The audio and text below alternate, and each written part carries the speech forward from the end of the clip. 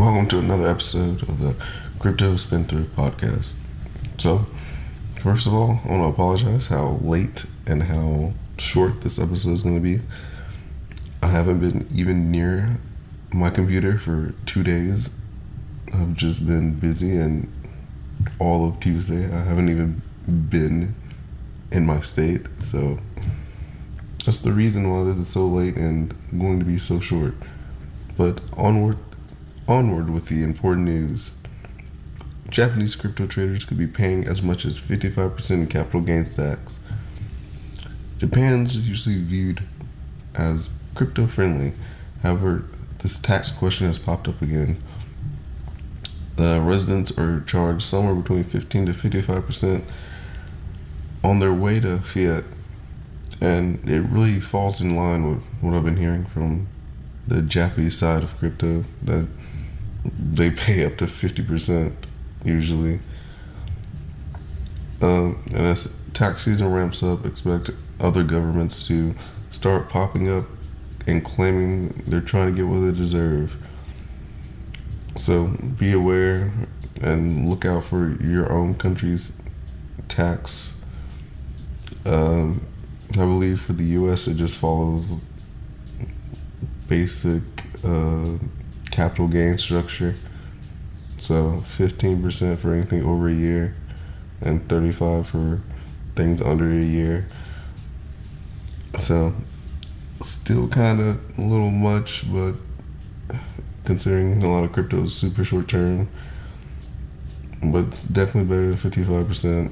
And for any potential tax dodgers this season, at least try to do it in a semi-legal way or not make a habit out of it, because eventually these exchanges will have to be super compliant about tracking things like that. And for now, they definitely don't, but in the future, that will most likely be a very important thing that governments require of exchanges. And these gateways to fiat will 100% be closely watched by governments in the future. For now, they're good, but just keep that in mind for the future. Cryptocurrencies thrive in Europe with small bank support. So a lot of bigger banks are very skeptical of crypto, but these smaller banks in Europe, especially some Swiss ones, are looking to support a lot of Bitcoin-based services, and kind of their agility from being small allows them to do such. So Europeans have a growing option of small banks that will offer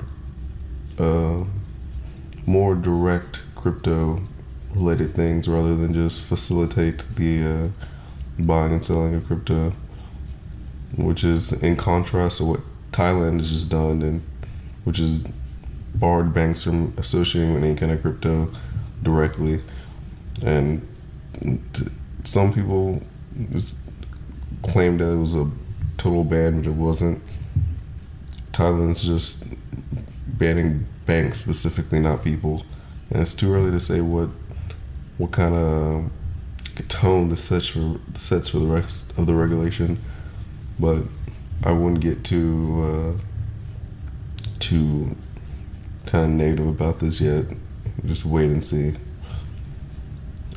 IMF Chief Lagarde, global cryptocurrency regulation is inevitable. So the IMF is actively engaging in anti-money laundering and countering the finance of terrorism. And they believe crypto is one of the things that really facilitate this. And they want to basically control the lanes, like the entrances and the gateways of crypto, which are these exchanges. And this is why I was saying that for now, these exchanges really avoid regulation and government scrutiny, but they're 100% going to be one of the first things that, if regulation really ramps up, for governments to have a super big eye on. So with this one, it really begs the question of how much illicit use is actually happening. Considering I did report on a report that said only like 1% of the Bitcoin transactions were illicit. So, kind of begs the question: is it really worth it to have some kind of like team designated to investigating this if it's not even a major impact? But we'll just have to see how this plays out in the future. Maybe as adoption continues to grow, illicit use will too. But I think the biggest danger would be privacy coins, which they would have an extremely hard time to even track.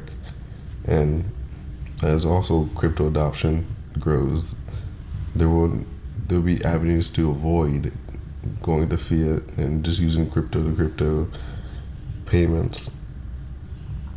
So this kind of seems like a situation where bureaucracy is going to be behind on the technology. JPMorgan report: crypto could one day help diversify portfolios. So the biggest surprise with this report is JPMorgan acknowledges cryptocurrencies and not just lumping it in with blockchain. They go so far to say that if cryptocurrencies survive in the next few years and remain part of the global market, then they will most likely have exited their speculative phase and would have normal returns, volatilities, and correlations. So basically, a lot of JP Morgan's or other big institutional complaints are solved with time. And this perspective is kind of different than the outward face Jamie Dimon has been saying with JP Morgan's position on cryptocurrencies. So I guess this is also a kind of situation where you have to think that such a big organization, not everyone's going to have the same goals. And at least here we see that they acknowledge the potential that crypto can have. But the question of which ones are going to survive these next few years is really the question everyone should be asking, considering even in the last for the last crash, the last 3-4 years, there's been hundreds, maybe even thousands of coins that just disappeared off the top charts. BitConnect plaintiff claims founders are associated with OneCoin. So several lawsuits have been hit on BitConnect, and one of the plaintiffs are claiming that 3 associates of OneCoin also help run BitConnect. And while it's not surprising that some of these scammers go to another scam, 2 of them seem like they weren't identified by name. So this kind of proves that everyone as a community has to kind of call out these things and try to lead people away from various things such as this. And especially anyone listening right now who's surviving this little downturn, it's kind of your job to help out newer people in identifying things that have outrageous claims, specifically. Like outrageous and unrealistic claims specifically. I try to give the benefit of the doubt in most cases, but when you have outrageous claims or doing too much is when I really get suspect, or if it's very close to another scam like this Davis coin thing, how close it is to BitConnect. So please do that whenever you see. I mean, don't just indiscriminately call things scam. Kind of try to have proof to back it up, or someone else's investigation to back it up. But if it's similar to something that was a scam, it's probably a scam too.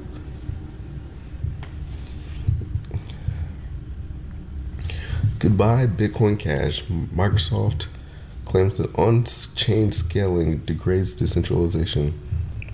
So the director of program management at Microsoft Identity Division, Alex Simon, has made some interesting comments.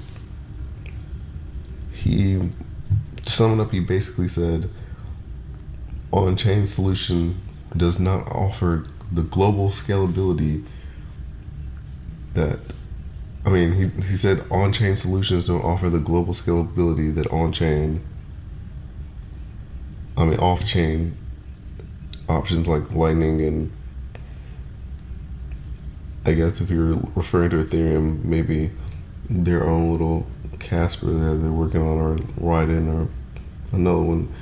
But off-chain solutions scale up incredibly more than on-chain can, because on-chain, it's in Bitcoin case, would be limited to being at the mercy of proof of work, which means even if block size increases, you'd have to increase like mining infrastructure, and then that just increases difficulty and then makes it in a loop of hitting a very small transaction per second kind of rate, while off-chain solution kind of mitigates all this and allows way higher transactions to occur, higher volume of transactions.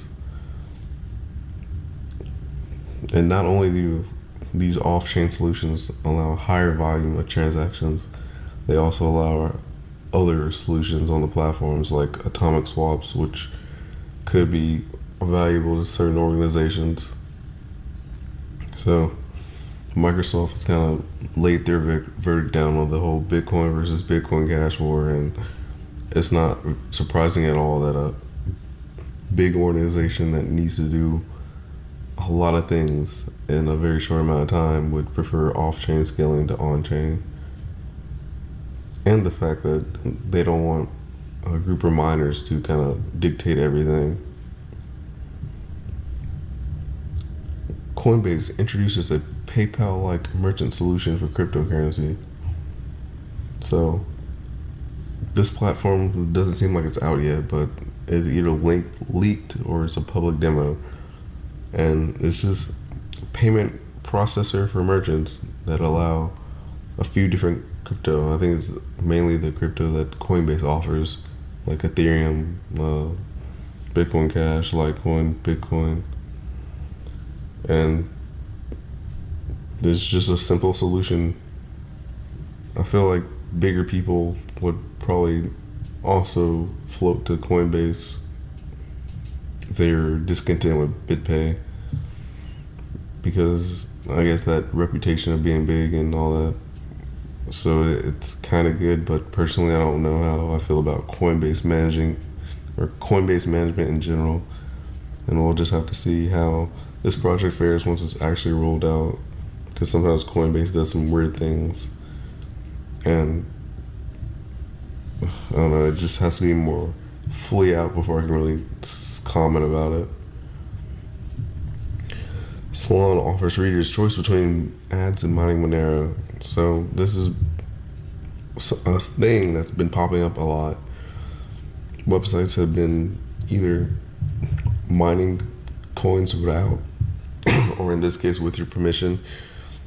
I think this is actually terrible, mainly because not only does some unsuspecting person, their computer's just draining battery, but the real problem here is that this is one hack away from being super malicious. So one hack could turn that JavaScript into a lot of other things that could be worse. And that's really why I do not care for these web browsing miners. That I'm pretty sure, since I use Malwarebytes, that like automatically blocks CoinHive. So I definitely recommend to have something similar that just blocks CoinHive or just disables JavaScript, because that has a lot of potential to be something That's a major security flaw. Telegram users hacked. Computers used to mine Monero and Zcash. So, Telegram might not be as secure as you think. Casper Labs claimed that there's a 0-day flaw in Telegram that hasn't been addressed, and it's attackers using a hidden Unicode character in the file and reversing the orders of characters, making the file name itself. And as a result, users can download hidden malware, which will be installed in the computers.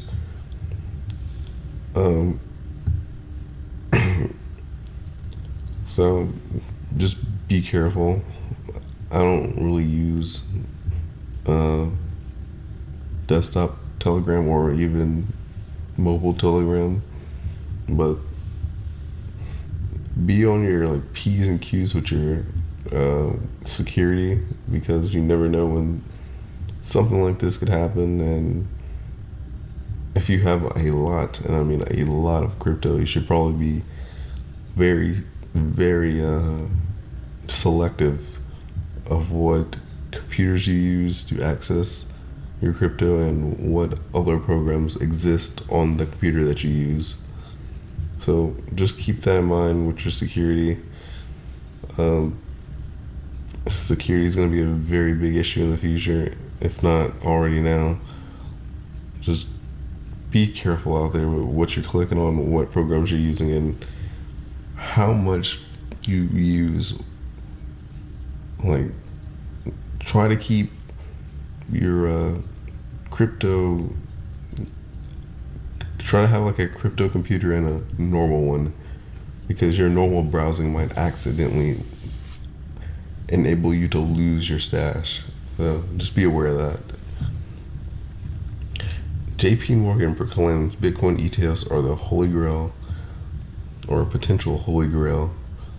So this is the last little thing, but JPMorgan kind of highlights that in the future, if ETFs are approved, that they will allow easier access for investors, a more liquid market, and a higher integrity, which is actually all kind of true, especially the liquidity for crypto in general. The only problem with this is most of these ETFs are getting struck down because I guess the asset itself is very illiquid for these higher volume, big money institutional investors, and there's a lot of custodial issues with having actual Bitcoin or actual crypto, and then more custodial issues of protecting it security wise. And there's really just beginning to be a budding insurance industry within crypto, and fraud and theft is, like I said, a big deal. The whole custodial issues. But like earlier, JPMorgan sees crypto as a big boon if it survives, which obviously something like Bitcoin will survive, but some of the ones under it, you have to have a more critical eye. And even if they're claiming that these ETFs are the holy grail, the timetable for these ETFs to be accepted will, who knows when. It could be a year from now, it could be 5 years from now. It's just clear that for now the SEC and CFTC aren't having any kind of talk with approving any of these ETFs, because I think dozens of them have been struck down at this point. But that's something to watch out for. If an ETF gets approved, it could be a decent thing to look into. And I'm sure when it gets approved, it'll be kind of a acceptable delay that you'd be prepared to do something with it if you chose. And that's it for today. Apologize for this is probably going to be a little lower quality than usual, but thanks for listening, and see you on Monday for the next episode.